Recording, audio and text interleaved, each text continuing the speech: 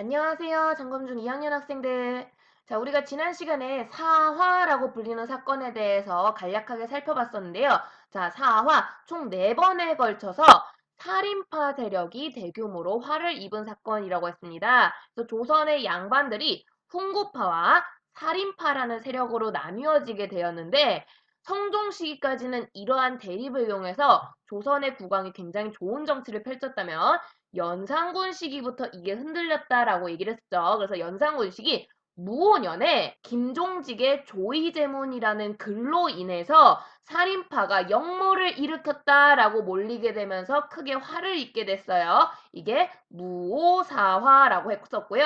자, 선생님이 얘기했지만 이 무오사화 얼핏 보면 연산군이 신하들에게 분노해서 감정적으로 무엇이라 이러면서 일으킨 사화인 것처럼 보이지만 실제로는 연산군은 이걸 이용해서 상당한 왕권 강화를 이뤄내게 됩니다. 자신에게 뻑하면 아니 되옵니다 라고 외치던 살인파를 대거 몰아냈던 데다가 이 과정을 봤던 훈구파가 어이구야 무서워 연산군은 아주 무서운 놈이구나 더 잘 맞춰줘야지 하면서 임금의 눈치를 보게 됐거든요. 그래서 연산군은 이걸 가지고 굉장히 떵떵거리면서 강력한 왕권을 누리게 되는데 여기에서 되게 안타까운 건 연산군이 이러한 강력한 왕권을 통해서 태종이나 세조가 그랬던 것처럼 뭔가 호패법, 사병혁파 같은 혁신적인 법을 만든다거나 개미자, 혼일강리역 대국도지도처럼 문화적 업적을 세웠다든가 태조의 경국대전 편찬처럼 뭔가 조선의 통치체제를 좀 더 업그레이드 시킨다든가 이런 식으로 행동했으면 좋겠다라는 건데 연산군은 그걸 가지고 여인들을 취하고 술 먹고 놀자 파티를 열면서 상당히 폭군적인 면모를 보였다라는 거지. 특히 이때 연산군을 꼬셔서 연산군이 몰락하게 되는데 큰 영향을 끼쳤던 여인 중에 하나가 장록수라고 하는데요. 시간만 있다면 정말 이야기를 꼭 해주고 싶을 만큼 에피소드가 너무너무너무 많은 여인이에요. 이 장록수는 원래 신분이 노비 내지 기생으로 추측되는 굉장히 천한 신분의 여인인데 우연찮게 연산군의 눈에 띄게 되면서 연산군의 사랑을 받았던 후궁입니다. 근데 이 여인이 기록에 따르면 얼굴도 되게 못생겼고요. 연산군에 비해 나이가 굉장히 많았다고 해요. 그럼에도 연산군의 사랑을 받았던 이유, 장록수가 마치 연산군의 엄마인 것 마냥 연산군에게 결핍돼 있던 어머니에 대한 사랑을 충족시켰다라고 하는데요. 바로 이렇게 그리웠던 어머니에 대한 사랑 때문에 일어났던 사건. 이게 바로 갑자사화가 되겠습니다. 갑자사화, 연산군이 갑자기 문득 알게 된 거예요. 자신의 어머니에 대한 진실을. 자, 저번에 우리 영화를 통해서 봤었죠? 자, 연산군의 어머니 패비윤 씨에 관한 이야기인데요. 자, 패비윤 씨 이름 그대로 윤 씨라는 성을 가진 중전이 패비가 되었다라는 거야. 왕비 자리에서 패해졌다라는 거고요. 심지어 그것뿐만 아니라 사약을 마시고 죽음에 몰린 사건이 생겨요. 이거 이제 패비윤 씨 사사 사건이라고 하게 되는데요. 연산군이 이 진실을 알게 되면서 어머니에 대한 복수를 했다라고 합니다. 아니 대체 어머니가 어떻게 뭔 일이 있었길래 연산군이 그리 끔찍하게 사화를 저지르게 되었냐 내용을 좀 살펴보면요.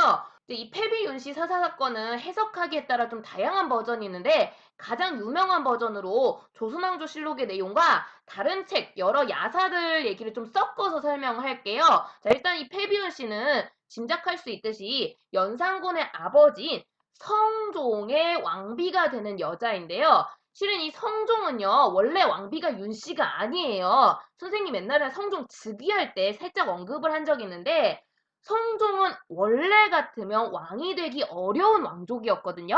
그렇지만 옆에 있었던 장인어른 한명회라는 사람과 자신의 친어머니였던 인수대비라는 굉장히 똑똑한 여자가 있었어요. 이 둘의 큰 도움으로 인해서 왕으로 즉위할 수 있었던 사람이 성종이고요.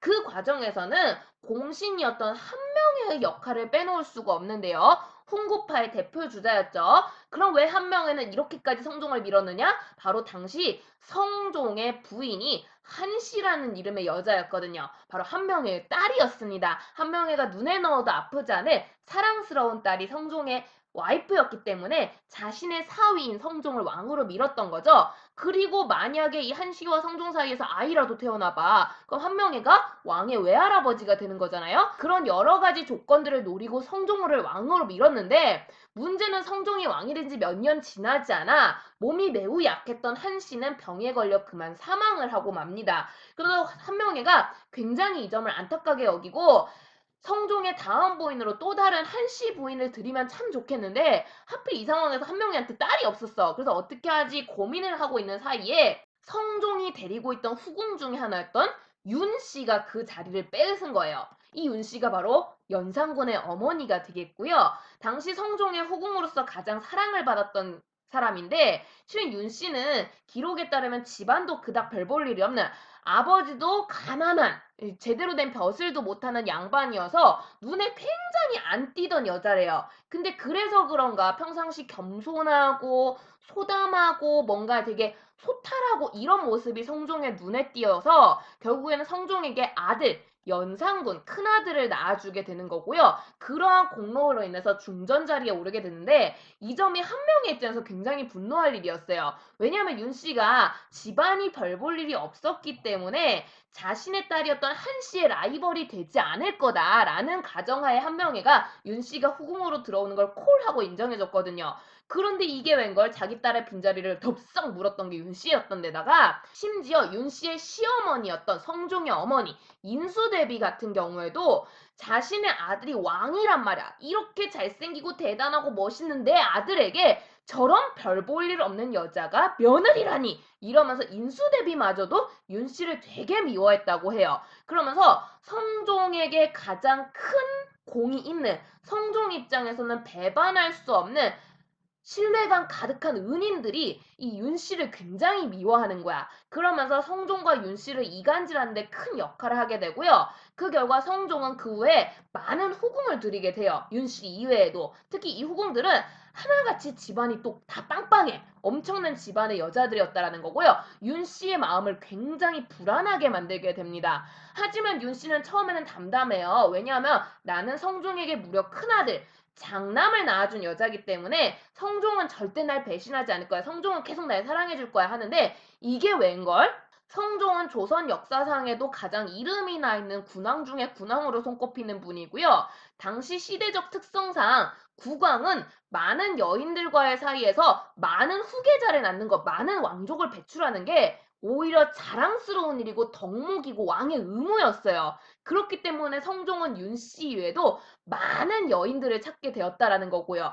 그럴수록 윤씨는 조바심이 나게 되는 거죠. 그 결과 이 아주 충격적인 일이 일어나게 되는데요. 그날도 성종이 다른 후궁과 데이트를 하고 와 하고 윤씨를 찾아옵니다. 간만에 그래도 내 첫 마누라 잊으면 안 되지 하고 찾아왔는데 윤씨는 이미 눈이 뒤집힌 거야. 나 말고 다른 여자랑 놀고 와? 이러면서 눈이 뒤집힌 거죠. 그래가지고 성종하고 막 싸우다가 우발적으로 성종의 싸대기를 날리게 되는데요. 와, 그 국왕의 뺨을 때려. 어마무시한 일이죠. 근데 심지어 이 뺨 때리기 때문에 윤 씨의 손톱이 성종의 뺨에 이렇게 스크래치를 낸 거야. 그 우리 얼굴 보면 흔히 많이 나는 거 있잖아요. 샥 하고. 이렇게 얼굴에 상처가 났는데 성종은 실은 마음이 좀 그래도 자상한 임금이었는지 이걸 원래는 묻고 가려고 했다고 해요. 그래 문제는 당시 조선시대는 유교국가고 효의 도리를 다하기 위해서 다음날 이 일이 있고 다음날 성종은 어머니였던 인수대비에게 문안 인사를 가게 되는데 거기서 인수대비가 사랑스러운 아들의 뺨 따구에 손톱 자국을 본 거야. 어떤 년이 그랬어 이렇게 된 거죠. 엄마 입장에서는.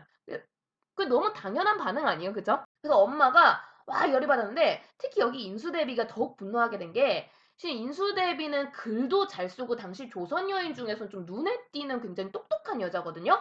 그러면서 이 여자가 되게 비극적인 책을 하나 써요. 여인들에게 비극적인 책인데 내칙이라고 해서 조선의 여인이라면 결혼을 한 여자라면 반드시 지켜야 될 여러 가지 도리를 막 정리를 해놔. 근데 이 과정 속에 사극에 많이 등장하는데 칠거지약이라고 해서 며느리가 절대 하면 안 되는 7가지 악 같은 죄가 있거든?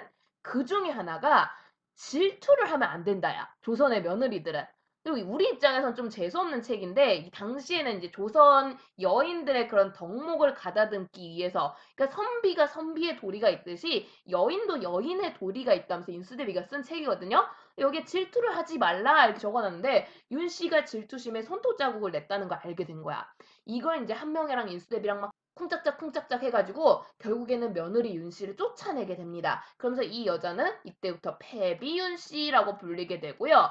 초가집 찍고 쫓겨나 궁 밖으로 쫓겨나서 가난하게 살게 되는데 그렇게 몇 년이 흘러요.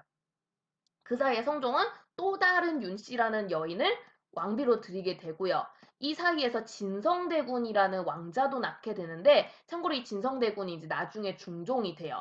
그러면서 연산군 역시도 너무 어린 시절에 엄마가 쫓겨났기 때문에 자기 친엄마가 이 새 윤씨인 줄 알아. 그러면서 진성대군하고 친동생 마냥 와 하고 같이 놀고 막 그러는 모습을 보이는데 성종이 그렇게 자라는 연산군의 모습을 보면서 아이고 저 녀석 낳아줬던 우리 윤 씨는 어떻게 지내려나 생각이 드는 거야. 그래서 성종이 친한 내관 하나를 불러서 야 몰래 저 패비 윤 씨가 어떻게 사는지 한 보고 온나 이렇게 되거든요.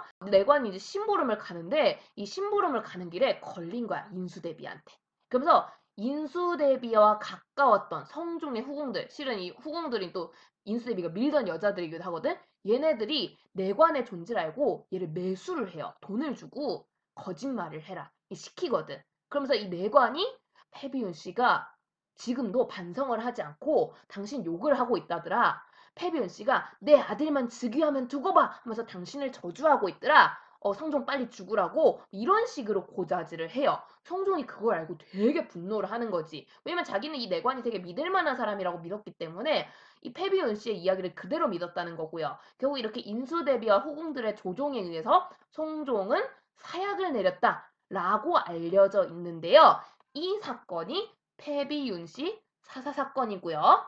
연산군은 당시 사건과 관련된 모든 인물을 찾아서 처벌을 했다라고 하는데요. 자기 어머니께 사약을 바치라고 주장한 사람, 자기 어머니를 패비로 만들자고 주장한 사람, 심지어 성종의 명령으로 사약을 들고 간 사람까지 하나하나 다 찾아서 처벌을 했다 하고 그 영상에도 나왔지만 당시 이 사건과 관련된 아버지의 후궁들 심지어 할머니 인수대비에게까지 찾아가서 손가락질하면서 크게 뭐라 했다 뭐 이런 이야기들이 있어요. 연산군이 굉장히 패륜적인 행동을 많이 저질렀다라는 거고요. 그리고 당연히 이 성종 시기에 활약을 하고 있던 신하들 살인파들이 대거 화를 입게 되는데요. 그래서 갑자사화라고 부르는데 다만 이 사화가 무오사화랑은 아주 큰 차이점이 하나 있으니 살인파만 처벌을 받은 게 아니라 홍고파도 같이 피해를 입었다라는 사실이에요. 사화하니까 당연히 홍고파는 멀쩡하고 살인만 화를 입은 게 아닌가라고 해석을 할 수 있지만 이 사건에서는 어머니의 사사와 관련된 모든 사람을 처벌했기 때문에 당시에 한명회만 해도 그치 대표적인 홍고파라고 얘기했잖아요. 그때 연산군이 열받아서 한명회를 부관 참시하거든. 그 묘자리 안에 있는 사람을 파헤쳐가지고 시체를 난도질하는 벌이에요. 그런 식으로 하면서 다양한 피해를 입게 된다라는 거고요. 다만 규모적으로 따져봤을 때 당시 올바른 길을 걷어야 된다. 아니 되옵니다. 라고 외쳤던 사람의 대개 직업은 살인파였기 때문에 피해 규모는 훈구에 비해 살인이 훨씬 더 큽니다. 그래서 이 사건을 갑자사화라고 부르게 되는 거고요. 하지만 결론적으로 이때 같이 피해를 입었던 훈구파 입장에서는 뭐야 우리가 이렇게 연산군을 맞춰주고 나름 그렇게 못된 짓 해도 임금으로 떠받들어주고 했는데도 우리를 처벌했다라는 거야. 이 임금은 임금으로서 존재할 가치가 없겠구나라고 하면서 모든 신하들에게 외면을 받은 연산군은 결국 쫓겨나게 됩니다. 그러면서 자신이 친동생처럼 믿었던 동생 진성대군이 대신해서 왕위에 오르게 되는데요. 이 사건을 중종 반정이라고 해요. 이 반자가 돌아갈 반자의 정자가 올바를 정자거든요. 그러니까 올바른 길로 돌아간다라는 거야. 누구를 왕으로 만들어서. 중종을 왕으로 만들어서. 그래서 폭군 연산군이 쫓겨나고 새롭게 중종이 즉위를 하게 됩니다. 이게 바로 갑자사화의 결말인데요.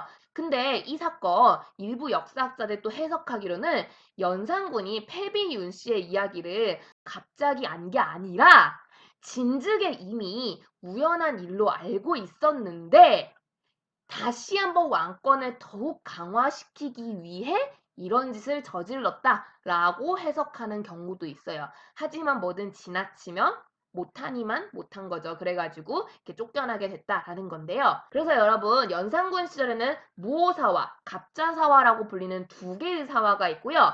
아마 연산군은 이 사화를 통해서 궁극적으로는 왕권 강화를 노렸던 것으로 보입니다. 하지만 결과적으로는 지나치게 폭력적이고 지나치게 신하들을 괴롭혔기 때문에 쫓겨나게 됐다라는 거고요. 거기에 더해서 이렇게 왕권을 강화시켜서 뭔가 좋은 일을 했던 게 아니라 연산군이 못된 일들, 왕으로서 하면 안 되는 일들을 주로 했기 때문에 결정적으로 백성들까지도 연산군을 미워하게 되면서 쫓겨난 것으로 해석이 됩니다. 그래서 여러분 무오사화는 김종직의 조이제문 때문에, 갑자사화는 패비윤 씨의 사사 사건 때문에 발생한 사건이고 중종반정이란 결과를 가져왔다 라고 흐름 정리해 주시면 되겠네요.